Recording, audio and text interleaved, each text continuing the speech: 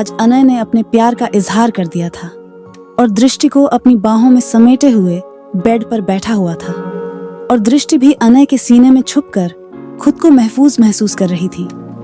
तभी दृष्टि की निगाहें अनय की नेक और चेस्ट पर गई, जहां उसने अपने दांतों से बुरी तरह काटा हुआ था। ये देखते हुए एक बार फिर दृष्टि को बहुत बुरा लगने लगा और उसकी आंखें भी नम हो गईं। वो अपने कांपते हाथों से अनय के घाव को छूने लगी और अनय की तरफ अपनी नम आंखों से देखते हुए बोली, मैंने आपको बहुत दर्द दिया ना, आई एम सॉरी, प्लीज मुझे माफ कर दीजिए। ये कहते हुए दृष्टि बहुत गिल्ट महसूस कर रही थी। तभी अनय उसे चुप कराते हुए उसके सिर को प्यार से सहलाते हुए बोला, तुमने ये जानबूझकर नहीं किया है, इसलिए तुम्हें मुझसे सॉरी कहने की जरूरत नहीं। ड्रग्स का नशा तुम पर बहुत ज्यादा हावी हो चुका था और ऐसे में तुम्हें शांत करना बहुत जरूरी था। पर फिर भी अनय, मैंने आपके साथ ठीक नहीं किया। अनय ने मुस्कुराते हुए जवाब दिया, कोई बात नहीं, अगर तुम उस वक्त मेरे सीने को चीर कर मेरा दिल भी निकाल लेती ना, तो भी मुझे कोई तकलीफ नहीं थी। इतना प्यार करते हो मुझसे? अनय उसके मासूम से चेहरे को अपने हाथों में भरते हुए बोला, हाँ, अपनी जान से ज्यादा प्यार करता हूं तुमसे। ये सुनते ही दृष्टि अनय के सीने से लिपट कर रोते हुए बोली, इतना प्यार करते थे तुम और मुझे पता भी नहीं चलने दिया। अनय उसके सिर को चूमकर उसे अपनी बाहों में कसते हुए उसकी पीठ को सहलने लगा। थोड़ी देर बाद जब दृष्टि थोड़ी शांत हो गई तो अनय ने उसके चेहरे को अपने हाथों में भरते हुए कहा, अब तुम कैसा महसूस कर रही हो? दृष्टि के चेहरे पर दर्द की एक लकीर खींच गई थी। अनय दृष्टि को देखते ही समझ गया था कि उसकी तबीयत अभी ठीक नहीं है। दृष्टि उसकी तरफ देखते हुए बोली, मेरी पूरी बॉडी में बहुत दर्द हो रहा है। तुम टेंशन मत लो, हम डॉक्टर के पास जाएंगे। नहीं, मैं डॉक्टर के पास नहीं जाऊंगी।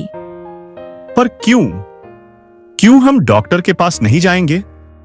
वो मेरा चेकअप करेंगे और आपको ऐसी हालत में देखकर वो समझ जाएंगे कि क्या हुआ था। मुझे बहुत शर्म आएगी, इसलिए मैं डॉक्टर के पास नहीं जाना चाहती, प्लीज। अनय को दृष्टि की बात सुनकर हंसी तो आई, पर उसने खुद को कंट्रोल कर लिया, क्योंकि वो जानता था कि भड़कने में देर नहीं लगती। अपने फेस पर हल्की मुस्कान लेकर अनय ने बेड के साइड में पड़ा एक टॉवेल अपनी कमर पर लपेटा और दृष्टि को उस ब्लैंकेट से अच्छी तरह कवर करके अपनी बाहों में उठाकर वॉशरूम की तरफ चला गया। फिर उसने आहिस्ते से दृष्टि को ब्लैंकेट सहित बाथटब में डाल दिया और हॉट वाटर से उस टब को भर दिया। तुम फ्रेश हो जाओ, मैं बाहर जा रहा हूँ। दृष्टि ने हाँ में सिर हिलाया और अनय के जाने के बाद उसने ब्लैंकेट हटा दिया। गर्म पानी होने की वजह से वो काफी रिलैक्स महसूस कर रही थी। दृष्टि ने बाथटब में लेटे हुए अपनी आंखें बंद कर ली और अनय के साथ अपनी बीती रात को याद करने लगी, जिसे याद करते ही उसके चेहरे पर एक प्यारी सी मुस्कान आ गई और उसके दिल में गाना बजना शुरू हो गया। I love you। इधर अनय ने कॉल करके अपने और दृष्टि के लिए कुछ कपड़े मंगवा लिए थे। थोड़ी देर बाद ही कोई आकर अनय को कपड़े और बाकी जरूरत की चीजों के सामान का बैग दे गया। अनय की आंखें अभी भी गुस्से से लाल थीं। वो उस ड्रग मिलाने वाले के बारे में ही सोच रहा था। सोचते हुए उसने अपने जेब से फोन निकाला और अपने असिस्टेंट शिवम को कॉल किया। पता करो कि कल पार्टी में दृष्टि की ड्रिंक में किसने क्या मिलाया था। अनय ने शिवम को कल के मैटर के बारे में पूरी जानकारी जल्द से जल्द देने को कहा और फिर से उसके बारे में सोचने लगा कि तभी दृष्टि वॉशरूम से बाहर आ गई। इस वक्त वो एक वाइट कलर के टॉवल में थी। गर्म पानी में नहा लेने की वजह से उसकी फेयर स्किन गुलाबी सी हो गई थी, जिसमें वो बहुत क्यूट नजर आ रही थी। अनय ने खुद के होश संभालते हुए कहा, तुम्हारे लिए कपड़े हैं, चेंज कर लो। दृष्टि ने हाँ में सिर हिलाया और कपड़े लेकर चेंजिंग रूम में चली गई। फिर अनय भी अपने कपड़े लेकर वॉशरूम की तरफ चला गया। अनय ने वॉशरूम जाने से पहले ही ब्रेकफास्ट का ऑर्डर कर दिया था इसीलिए ब्रेकफास्ट की ट्रॉली कमरे में आ चुकी थी। दृष्टि रेडी होकर बाहर आ चुकी थी और उसने एक वाइट कलर की कुर्ती और ब्लू जीन्स पहनी हुई थी जिसमें वो बेहद क्यूट लग रही थी। अनय भी बाहर आ चुका था। वो white T shirt blue jeans में था। अनय इस कैजुअल लुक में भी बहुत डैशिंग लग रहा था। अनय दृष्टि को देखते हुए उसके पास आया और उसे अपनी गोद में उठा लिया। फिर आहिस्ते से उसे सोफ के पास ले जाकर उस पर बिठा दिया। दृष्टि तो अनय को देखती ही रह गई। उसे लगा नहीं था कि हर वक्त उससे लड़ते झगड़ते रहने वाला लड़का कभी उसकी इतनी केयर भी करेगा। असल में तो अनय शुरू से ही दृष्टि के लिए केयरिंग था, पर इसका एहसास दृष्टि को अब हो रहा था। दृष्टि को ये एहसास नहीं था, पर वो भी अनय को पसंद करती थी। बस वो खुद को ये समझाने के लिए ये बोलती रहती थी कि उससे कुछ नहीं हुआ, वो किसी से प्यार नहीं कर सकती। पर उसका दिल ही जानता था कि वो अनय को कितना चाहने लगी थी। अनय ब्रेकफास्ट सर्व करके दृष्टि को अपने हाथों से खिलाने लगा। दृष्टि की निगाहें बार बार अनय इस पर ही ठहर रही थीं। ये देखकर अनय उसे खाना खिलाते हुए मन ही मन बोला, वैसे तो ये हमेशा मुझे घूरती रहती थी, जैसे कि मुझे कच्चा चबा जाएगी, पर आज इतने प्यार से क्यों देख रही है? आज मैं कुछ ज्यादा ही हैंडसम लग रहा हूं क्या? अनय उसे छेड़ते हुए बोला, अब दर्द कैसा है? अब ठीक है। तुम सच बोल रही हो या हॉस्पिटल जाने के डर से मुझसे झूठ बोल रही हो? दृष्टि मुंह बनाते हुए बोली, मैं झूठ नहीं बोलती, और अगर आपको मुझ पे यकीन नहीं है तो इसमें मैं क्या करूं? अनय उसके गालों को सहलाते हुए बोला, मजाक कर रहा था। ठीक है, चलो तुम मेरे घर। आज तुम मेरे घर पर ही रेस्ट करो और कल से ऑफिस ज्वाइन कर लेना। दृष्टि अनय की तरफ देखते हुए बोली, मैं आपके घर क्यों जाऊंगी? क्योंकि ऐसा मैं कह रहा हूं। इतना सुनते ही दृष्टि अनय को घूरने लगी। अनय उसे देखते ही समझ गया था कि दृष्टि का पारा कभी भी हाई हो सकता है। ये सोचते हुए वो दृष्टि को समझाते हुए बोला, दृष्टि, मैं ऐसा इसलिए कह रहा हूं कि वहां तुम्हारा ख्याल रखने के लिए बहुत से लोग हैं और साथ में मैं भी हूं। वहां तुम ठीक से आराम कर सकती हो, समझी मेरी झांसी की रानी? अनय की बात सही थी, लेकिन फिर भी दृष्टि ने रिक्वेस्ट करते हुए उसे अपने अपार्टमेंट में ही छोड़ने के लिए कहा। अनय ने भी उसे ज्यादा परेशान नहीं किया और दृष्टि को उसके अपार्टमेंट में ले जाकर छोड़ दिया। कुछ घंटे बाद रसावत इंडस्ट्रीज। आज अनय के कैबिन का माहौल बहुत सर्द था। किसी को भी ये अंदाजा नहीं था कि कल की पार्टी के बाद आज अचानक उनके बॉस उन सब का रिपोर्ट कार्ड देखेंगे। अनय आज सारे डिपार्टमेंट का प्रोग्रेस रिपोर्ट देख रहा था। जिस डिपार्टमेंट की परफॉर्मेंस ठीक थी तो अनय इसका रिवॉर्ड दे रहा था, और जिस एम्प्लॉय की परफॉर्मेंस बहुत डाउन थी तो अनय उसे सीधे फायर कर रहा था। सबके चेहरे पर आज 12 बजे हुए थे। अनय रिपोर्ट के साथ साथ सारे एम्प्लॉयज के फेशियल एक्सप्रेशंस को भी ध्यान से नोटिस कर रहा था। सबके जाने के बाद अब बारी प्रोजेक्ट प्लानिंग डिपार्टमेंट की मैनेजर साइना मलिक की थी। वो अपने डिपार्टमेंट की प्रोग्रेस रिपोर्ट लेकर अनय के केबिन में आई। अनय उस फाइल को ध्यान से देख रहा था और साथ ही साइना के चेहरे के एक्सप्रेशन को भी नोटिस कर रहा था।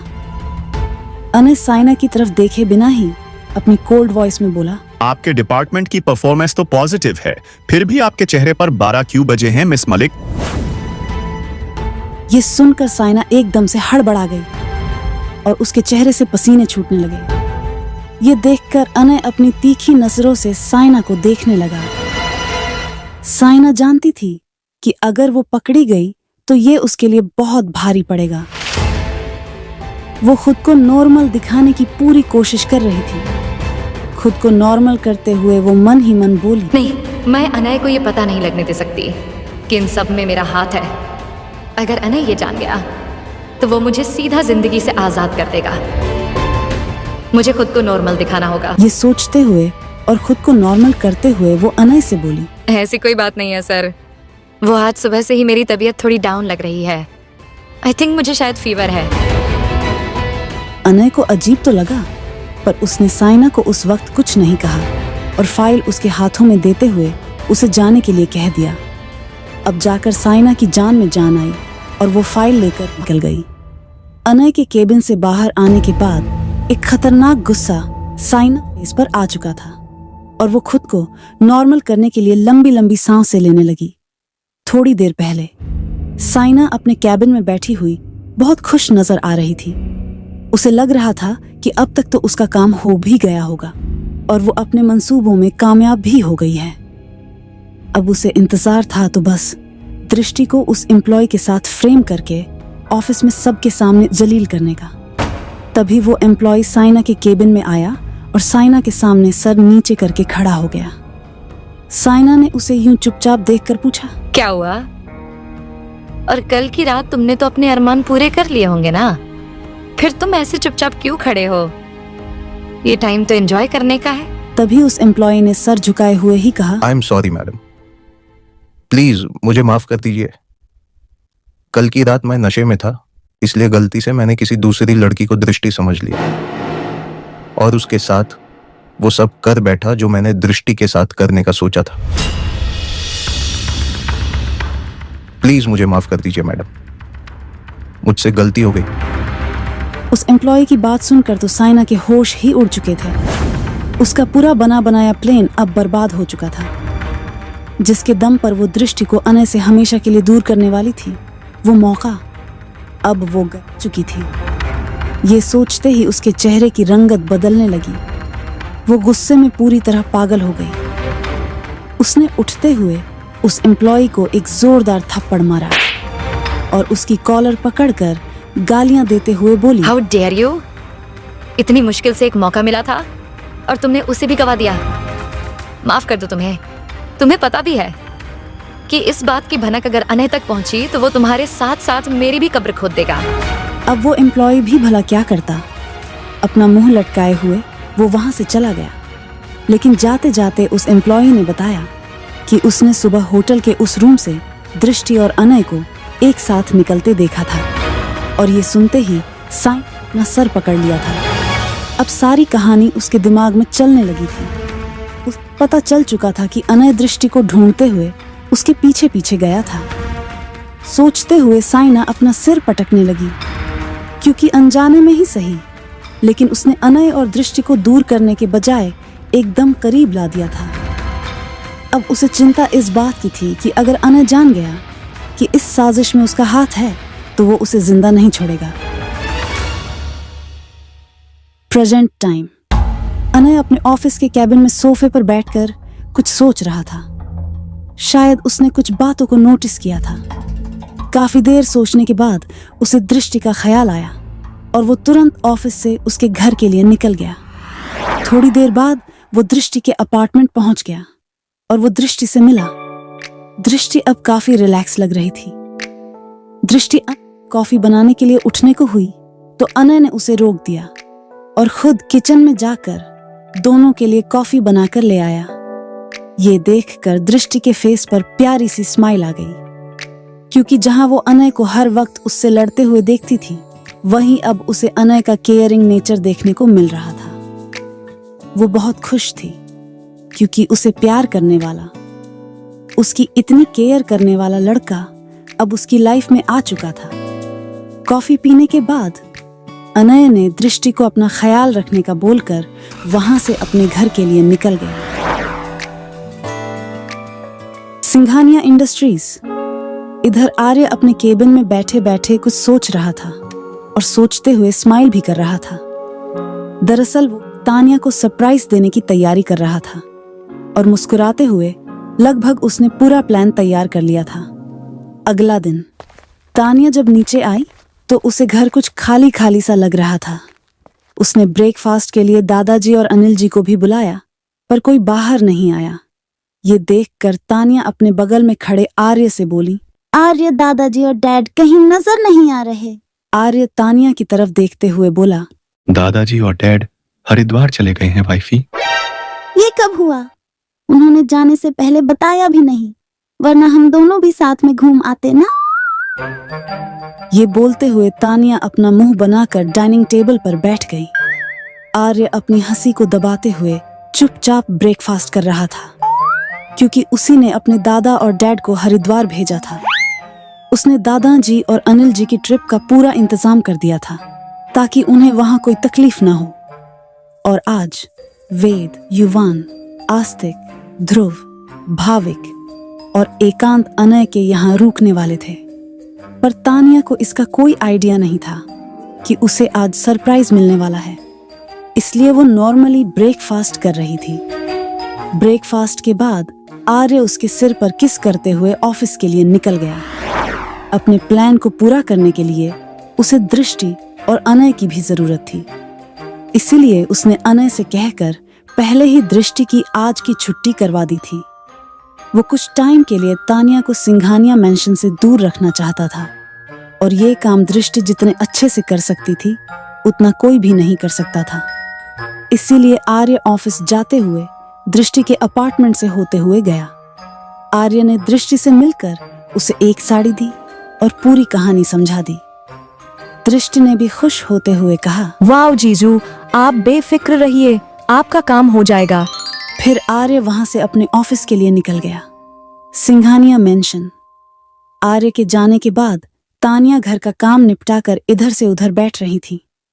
घर में कुछ और करने को था नहीं, और घर खाली खाली सा होने की वजह से वो बोर हो रही थी कि तभी उसे दृष्टि का कॉल आया। हेलो तानिया, कैसी है तू? मैं ठीक हूँ, तू बता कैसी है? यार आज घर पर ही हूँ, इसलिए सोच रही हूँ कि क्यों ना आज हम दोनों कहीं बाहर शॉपिंग करने चले। हाँ यार, तू ठीक कह रही है, आज मैं भी घर पर बोर हो रही हूँ। थोड़ी देर बात करने के बाद तानिया ने आर्य को कॉल किया और शॉपिंग के लिए जाने का पूछा। आर्य तो मन में दृष्टि को शाबाशी देते हुए तानिया को जाने के लिए कह दिया। फिर इसके बाद तानिया दृष्टि के अपार्टमेंट गई और वहां से दोनों शॉपिंग के लिए निकल गए। आज दोनों काफी दिन बाद शॉपिंग के लिए साथ में आई थी। आर्य के कहने पर दृष्टि ने तानिया को पूरे दिन शॉपिंग पर बिजी रखा हुआ था। शॉपिंग के बाद शाम होते ही दृष्टि तानिया को लेकर अपने अपार्टमेंट में आ गई। फिर थोड़ी देर आराम करने के बाद दृष्टि ने तानिया से कहा, तानिया सुन, क्यों ना आज हम दोनों साड़ी पहनकर रेडी हों? दृष्टि के मुंह से साड़ी का नाम सुनकर तानिया तो हैरान ही हो गई। वो दृष्टि को ऐसे देखने लगी जैसे कि वो किसी पागल को देख रही हो। दृष्टि भी सोच में पड़ गई कि उसने ऐसा क्या कह दिया जिससे तानिया उसे यूं देख रही है। दरअसल तानिया इसलिए हैरान थी क्योंकि वो दृष्टि को अच्छी तरह जानती है, और वो ये भी जानती है कि दृष्टि हमेशा कंफर्टेबल कपड़ों में रहना पसंद करती है। पर आज अचानक उसके मुंह से साड़ी पहनने की बात सुनकर तानिया को चक्कर आने लगा था। वो दृष्टि के माथे को छूते हुए बोली, तेरी तबीयत तो ठीक है ना? आज तू कैसी बहकी बहकी बातें कर रही है? दृष्टि मुंह बनाते हुए बोली, आई नो कि तुझे ये अजीब ही लगेगा, पर आज इतने दिनों बाद हम दोनों मेरे अपार्टमेंट में साथ हैं, और तू है कि मेरी एक विश भी पूरी नहीं कर सकती। तू और साड़ी?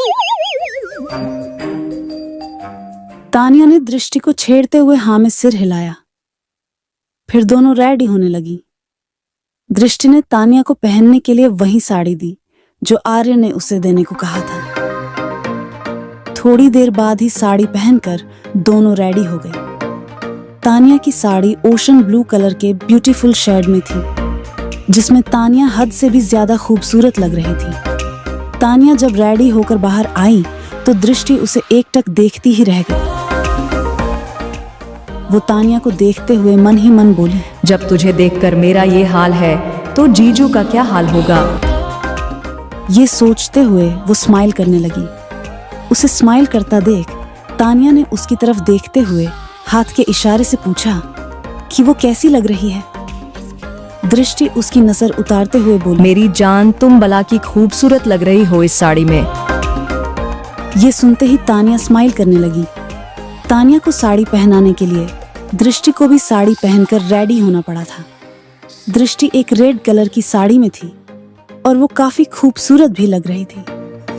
फिर तानिया भी उसे देखते हुए बोली, तू भी इस साड़ी में बहुत सेक्सी लग रही है दृष्टि। फिर दोनों ही हंसते मुस्कुराते हुए फोटोज क्लिक करने लगे। तभी तानिया को आर्य का कॉल आया। आर्य ने उसे घर आने का बोलकर कॉल डिस्कनेक्ट कर दिया। फिर तानिया दृष्टि को बाएं कहकर आर्य की भेजी हुई कार में सिंघानिया मैंशन के लिए निकल गई। अब जाकर दृष्टि चैन सांस ली, क्योंकि उसने अपना काम जो पूरा कर दिया था। फिर दृष्टि अपने कपड़े चेंज करने के लिए जैसे ही जाने को हुई, तभी उसके अपार्टमेंट का डोर बेल बजा। इस वक्त रात के 8 बज रहे थे। दृष्टि सोच में पड़ गई कि इस वक्त कौन हो सकता है। उसने आहिस्ते से डोर खोला तो देखा कि सामने अनय था। तो कैसा होने वाला है आर्य का सरप्राइज, और कैसा रहेगा अनय का रिएक्शन दृष्टि को साड़ी में देखकर, ये जानने के लिए बने रहे इस सीरीज में। चैनल को लाइक, शेयर और सब्सक्राइब करना ना भूलें। मिलते हैं आपसे इस कहानी के अगले चैप्टर में ओनली हाई रेटेड स्टोरी पर।